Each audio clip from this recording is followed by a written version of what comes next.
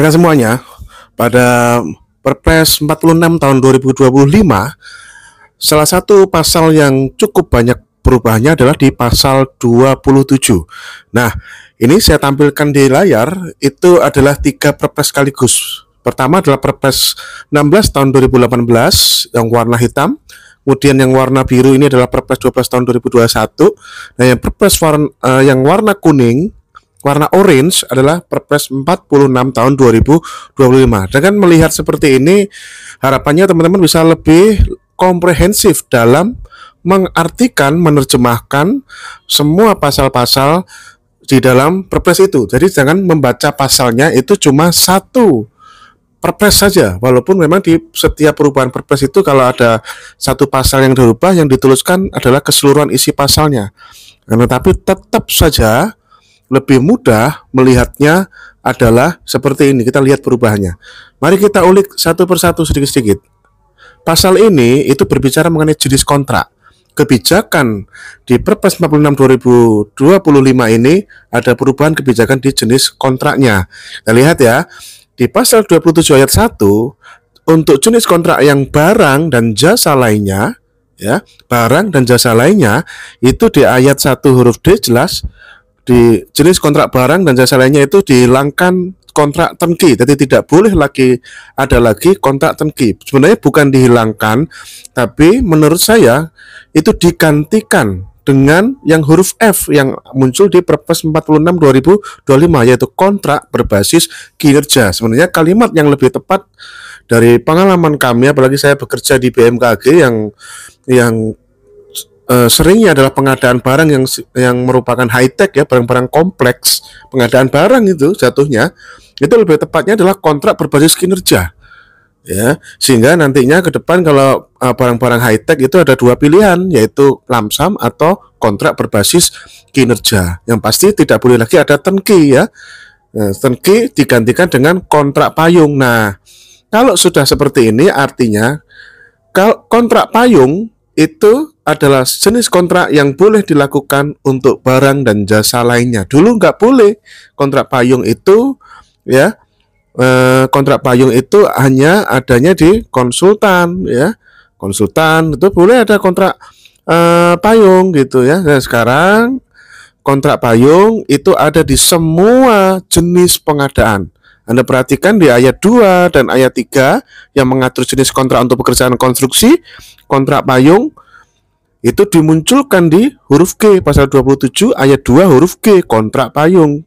Yang sebelumnya di Perpres 12 tahun 2021 itu dihapus ya, di huruf E-nya yang waktu itu diganti biaya plus imbalan. Biaya plus imbalannya di huruf E tidak dihapus ya, tetap, tapi dimunculkan kembali, dilahirkan kembali di Perpres 46 2025 ini kontrak payung. Ya, di jasa konsultan tetap memang sejak Perpres 16 2018 kontrak payung itu memang diperuntukkan untuk jasa konsultan. Nah, melihat dinamika perkembangan zaman, karakteristik perdagangan jasa saat ini, barang dan jasa saat ini, kami sangat mengapresiasi kebijakan dari pemerintah yang menegaskan bahwa kontrak payung itu bisa untuk semua jenis pengadaan. Kontrak payung bisa untuk barang, bisa untuk jasa, bisa untuk konsultan, bisa untuk konstruksi. Dan hebatnya lagi ada kontrak berbasis kinerja. Kontrak berbasis kinerja ini untuk apa? Untuk barang, jasa lainnya, konstruksi, dan untuk jasa konsultansi. Semuanya bisa ada kontrak berbasis kinerja. Apa itu kontrak berbasis kinerja? Nanti saya terangkan di VT-VT yang lain ya. Ini adalah good news, namanya bahasa Inggrisnya PBC, Performance Based Contract. Sudah banyak sekali penelitian-penelitian, riset-riset di seluruh dunia. Dan di negara-negara lain sudah menerapkan ini, kita termasuk kayaknya ketinggalan. Tapi harus diapresiasi, alhamdulillah pemerintah mengeluarkan kebijakan kontrak berbasis kinerja. Kedepan seharusnya inilah yang menjadi jenis kontrak pilihan utama seharusnya ya. Oke, itu ya. Kemudian di sini perubahannya adalah konsisten. Kalau di Perpres 12 2021 itu ada istilah jasa konsultan konstruksi dan jasa konsultan non konstruksi, itu istilah itu dihapuskan. Jadi hanya ada satu nomenklatur, satu frasa saja, yaitu yaitu jasa konsultansi tok wis ya, gak pakai konstruksi non konstruksi, gak pakai begitu ya. Kemudian isi seluruh ayat 4 itu dirubah, di mana jenis kontrak pengadaan pekerjaan terintegrasi itu terdiri atas. Jadi yang di ayat 4 yang sebelumnya berisi jenis kontrak pengadaan jasa konsultan konstruksi terdiri itu dihapus semuanya, digantikan dengan kebijakan terkait dengan jenis kontrak yang diberlakukan untuk pengadaan pekerjaan terintegrasi. Ini juga suka menjadi pertanyaan, Pak ya. Selama ini saya juga bingung ya, karena selama ini tidak pernah diatur jenis kontrak apa yang cocok untuk pekerjaan yang sifatnya terintegrasi. Ya, alhamdulillah di Perpres 46 2025 ini sudah dikeluarkan kebijakannya bahwa jenis kontrak yang sifatnya terintegrasi, jenis kontraknya ada 4 pilihan di situ, lamsam, putar kunci atau turnkey ya, malah boleh ini ya terintegrasi ya. Modifikasi putar kunci ya, jadi ada putar kunci, ada modifikasi putar kunci. Nah, pemeneh ya. Nah, nanti kita lihat ya. Ya, akan memberikan contoh-contohnya di best practice internasional. Dan kontrak berbasis kinerja ya. Seperti itu. Di ayat 5 itu hanya penyesuaian huruf saja ya. Ayat 6 juga gitu, penyesuaian huruf saja, Anda bisa lihat di situ. Di ayat 8. Ayat 8. Nah, itu tadi kontrak payung itu dijelaskan di bawahnya tadi ya. Kontrak payung ya, itu dijelaskan di bawahnya bahwa kontrak payung ini berupa kontrak harga satuan dengan dalam periode waktu tertentu. Jadi jenis kontrak ini nggak ada nilai rupiahnya. Nilai jenis kontrak kalau sebuah kontrak itu diikat dengan kontrak payung itu nilai rupiah kontrak itu nggak ada, yang diikat itu cuma harga satuan tok gitu ya.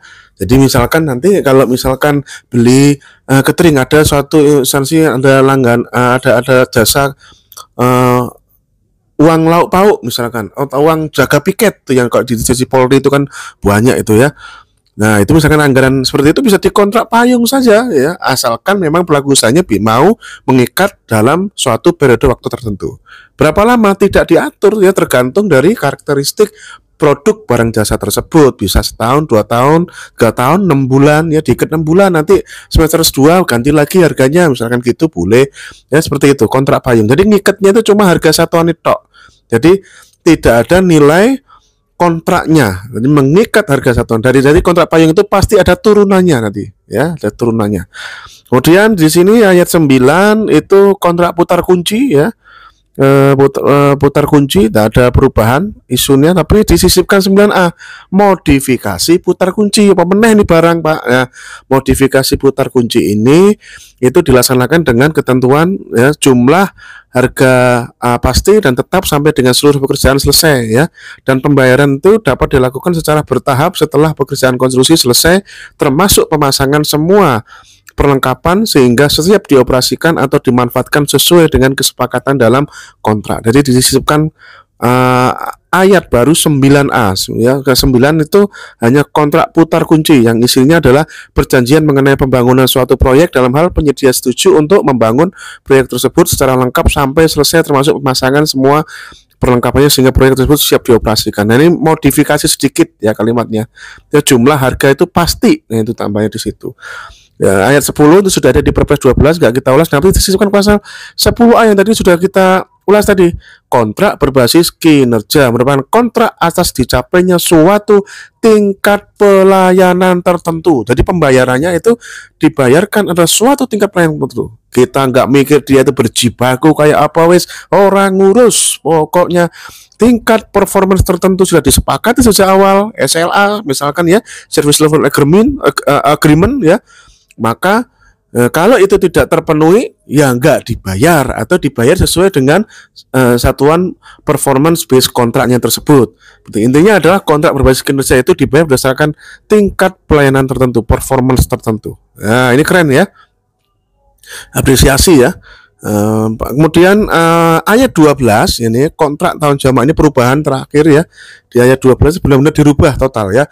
Kontrak tahun jamak merupakan kontrak pengadaan barang jasa yang membebani lebih dari 1 tahun tetap ya, setelah mendapatkan persetujuan pejabat yang berwenang tetap dapat berupa, nah ini ya, tetap, nah pekerjaan yang penyelesaian itu bisa lebih dari 12 bulan itu masuk tahun jamak, atau pekerjaan yang penyelesaiannya lebih dari 1 tahun itu masuk tahun jamak ya. Itu tahun jamak. Jadi kontraknya 13 bulan, kontraknya 14 bulan, nah, itu masuk tahun jamak ya. Gitu ya. Pekerjaan yang penyelesaiannya lebih dari 1 tahun. Dan pekerjaan yang memberikan manfaat lebih apabila dikontrakkan untuk jangka waktu lebih dari 1 tahun. Ya, ada 3 alternatif. Nah, kondisi kriteria disebut sebagai kontrak tahun jamak. Ya, memang namanya isu yang harus diselesaikan oleh kita bersama adalah birokrasi untuk menetapkan kontrak tahun jamaknya. Banyak yang bilang birokrasinya susah, ruwet, malah orang menghindari tahun jamak dan sebagainya. Moga-moga itu bisa ada turunannya, dibuat sebuah kebijakan yang lebih agile sehingga berfokus pada value for money dan tetap menjaga integritasnya, tidak gratifikasi, tidak suap, tidak fiktif, tidak unspec. Itu ulasan pasal 27 yang berubah di Perpres 46 tahun 2025. Tunggu ulasan-ulasan lainnya. Sukses, jaga integritas.